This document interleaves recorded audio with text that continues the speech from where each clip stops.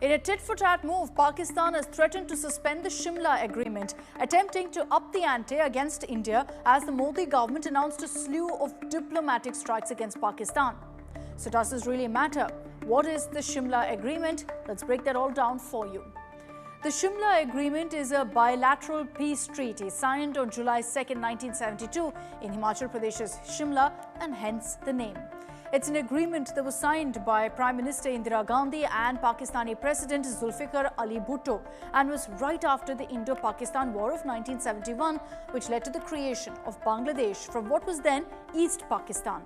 The agreement aimed to establish peace, restore normalcy in relations and set principles for future engagements between India and Pakistan. So let's break down for you the key provisions first of this agreement.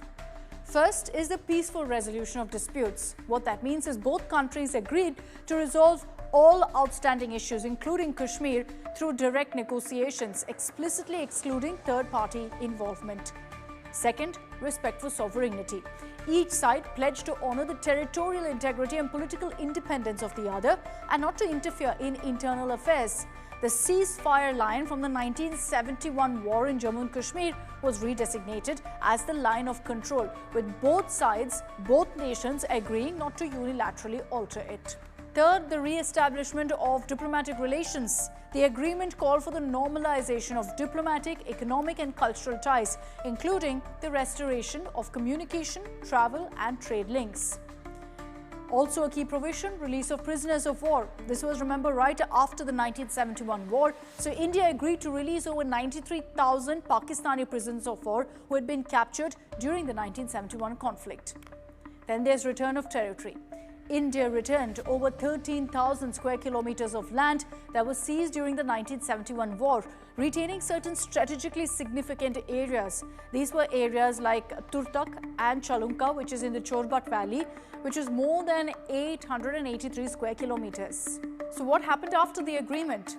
While the Shimla Agreement created a diplomatic roadmap, core tensions remained unresolved. Though it facilitated the restoration of ties and prisoner repatriation, it also failed to prevent future conflicts. I'm talking about the 1984 Siachen standoff, the 1999 Kargil war, and also frequent cross-border clashes as well because of Pakistan-sponsored terrorism. India continues to cite the agreement as the basis for rejecting external mediation, especially at international platforms like the United Nations. And Pakistan, as expected, has interpreted the agreement to justify raising Kashmir globally. To this day, the Shimla Agreement is considered a key reference in India-Pakistan diplomacy. It reinforces India's stance on bilateral engagement. It defines the status of the LOC, which remains central to the military and political situation in Jammu and Kashmir. However, with persistent hostilities and stalled dialogue, the long-term effectiveness of this agreement has always remained in question. Let's talk about the current state of affairs. On April 24th, Pakistan claimed to have suspended the Shimla Agreement as a reaction to India's series of diplomatic actions against Pakistan after the Pahalgam attack. So what could such a suspension of the agreement actually do?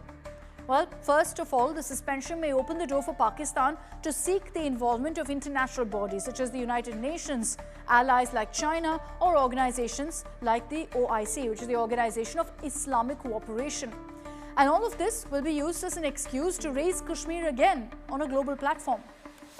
Also, the suspension could affect the mutual commitment to respecting the integrity of the LOC in Jammu and Kashmir, potentially increasing tensions in the region. But this really is something that India isn't worried about, considering there have been multiple ceasefire violations repeatedly by Pakistan even when the agreement was in place. Pakistan has also announced the closure of the Wagah border, effectively ending all cross-border traffic from India. It's also shut its airspace to Indian commercial flights.